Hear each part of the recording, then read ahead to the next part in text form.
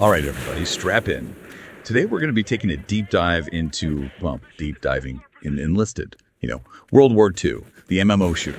The one where you absolutely need to have a good squad or you will just get completely wrecked. So you downloaded the game, you maybe hit the beaches a couple times.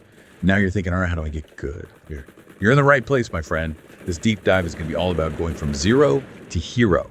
Let's start with rally points. Yeah, I know, right? Doesn't sound that exciting. But these things are clutch. Why? Well, they're basically spawn points that your engineer can build closer to the action. But you got to put them in the right place. Too close, and they're going to get blown up immediately. Too far, and your team's going to be doing a marathon instead of fighting. So what's the sweet spot? Well, about 70 to 80 meters from the objective. Like Goldilocks. Not too hot, not too cold. Just right. Oh, and here's a fun little tip. Hide a couple of anti-personnel mines right on top of your rally point. It's a nice little surprise for anybody trying to get too close. I call it Operation Welcome Mat. The reviews. Well, let's just say they've been pretty explosive. Okay, now that we've got spawning figured out, let's talk about communication. Because Enlisted, information is power. And I don't mean just like yelling in voice chat. I mean using the V key. This is like your team's own little laser pointer of death. Hit V once and you mark your target orange. Double tap it and you get a bright red target that lasts even longer. Perfect for those, hey, everybody shoot that guy moments. Now here's where it gets really cool. You can actually bind your left mouse click to LSO mark targets. Yeah, you heard that right. Every shot you take, boom, instant target highlight.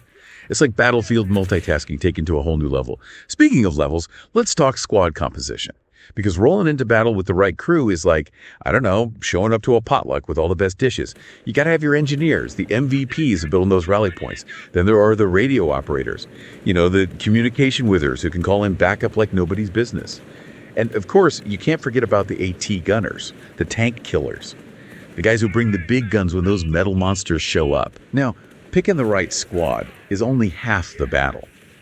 Because let's be real for a second, sometimes your AI buddies, well, they can be a little derpy. You know what I mean? They charge headfirst into a hail of bullets, like they mistook the enemy tank for a particularly friendly bush or something. Don't worry, there are ways to tame these wild beasts. I present to you the X key, your command center for all things AI. With X, you can tell your squad to hold their position, attack a specific point, even from afar, or just chill out for a minute while you figure out your next move. And if you're feeling really micromanagey, you can even use the K and L keys to pick individual squad members. Yeah, and give each of them their own personal marching orders, like a battlefield puppet show, only instead of puppets, you've got trigger-happy soldiers ready to rain down chaos on your command. All right, before we go full Sun Tzu on this, let's talk about something that I absolutely love. Speed. Because in Enlisted, it's not just about hitting hard, it's about hitting fast.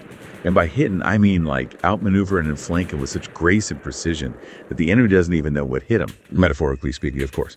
And that's where the run, Forrest, run strategy comes in. Think of it as the Enlisted equivalent of strapping a rocket to your boots and saying, catch me if you can. Dude, the secret weapon, bayonets. Yeah, you heard that right. Those pointy things at the end of your rifle. They're not just for looking scary. They actually give you a little speed boost when you're sprinting. Combine that with a couple of well-timed flasks. Those little bottles of liquid courage that give you a temporary speed boost. And some stamina-boosting perks. And you'll be zipping around the battlefield like a caffeinated roadrunner. Now, I know what you're thinking. But host speaker, what about flying? Surely you can't outrun a plane. And to that I say, challenge accepted. Because Master in Air Combat Enlisted isn't just about getting kills, it's about becoming a straight-up aerial ace.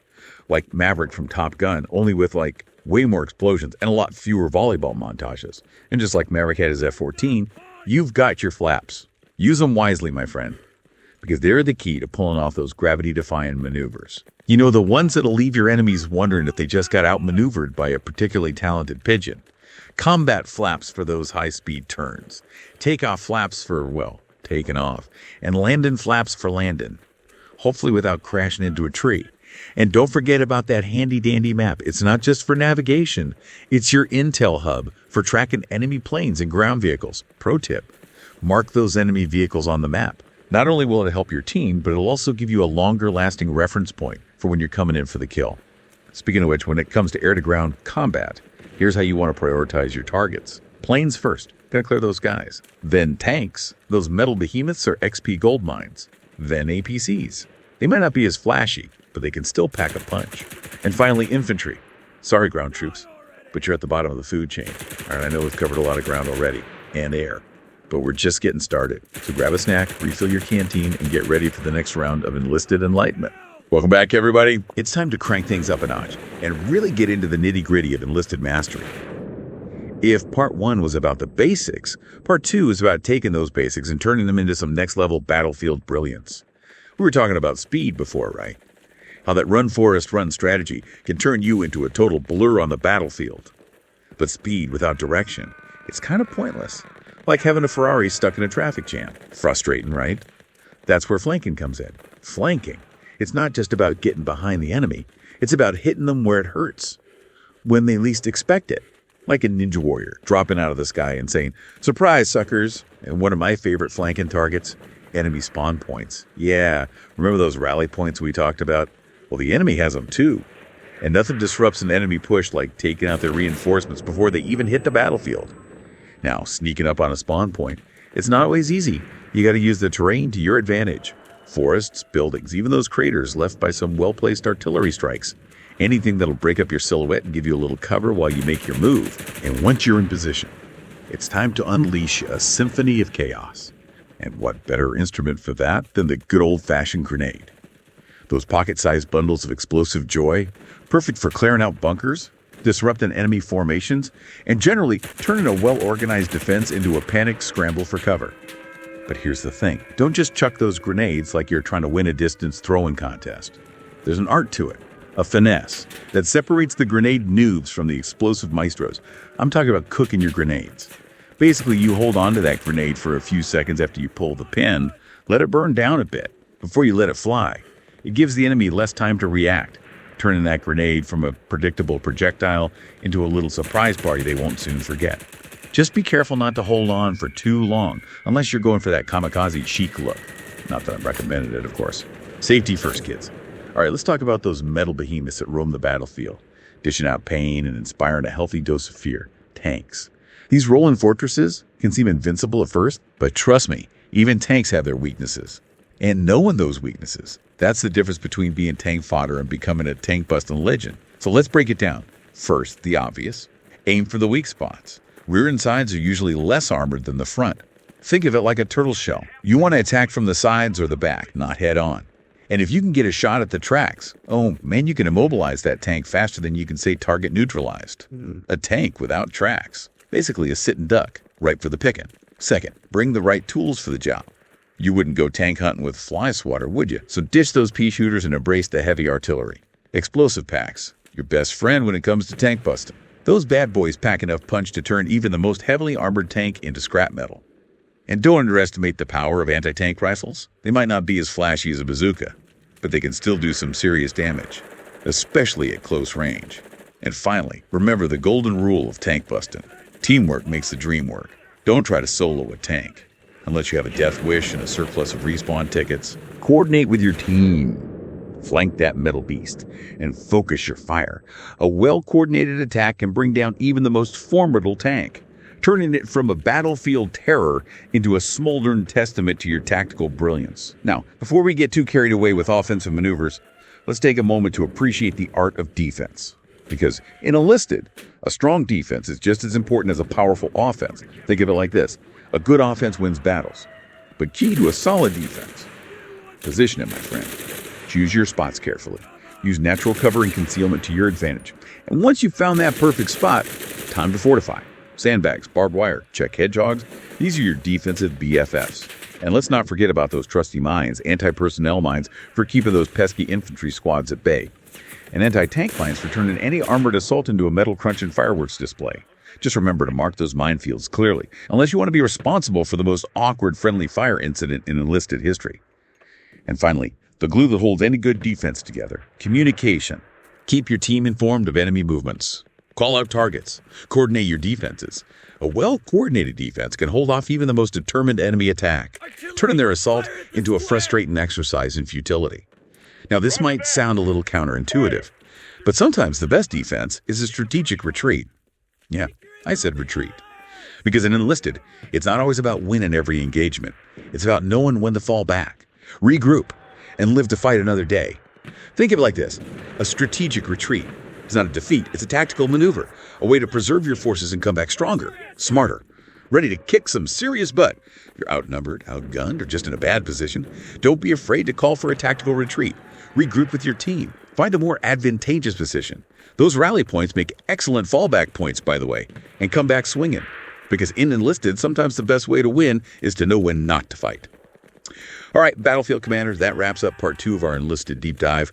We've covered flanking, grenades, tank busting, and even the delicate art of retreating. But we're not done yet. Because in part 3, we're going meta.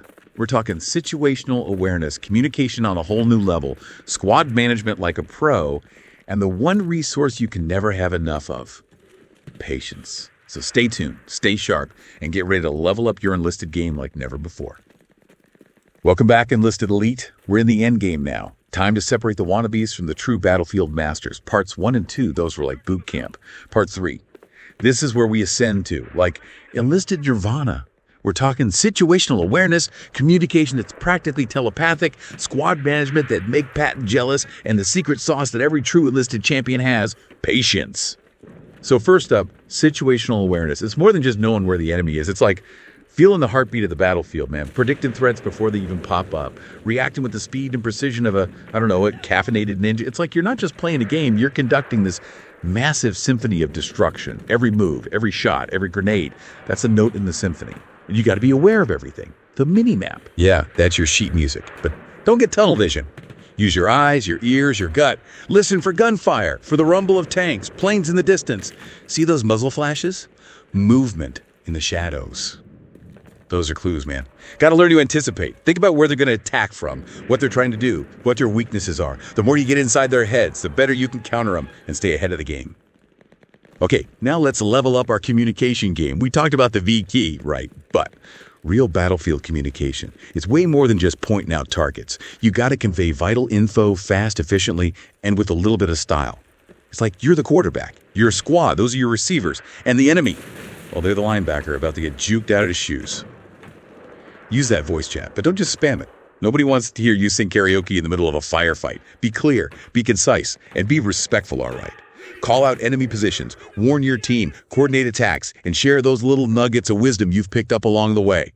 Cause a well-coordinated team as an unstoppable force, man. Now, talking of teams, let's get into squad management. You're not just leading a bunch of AI bots here. You're leading virtual soldiers.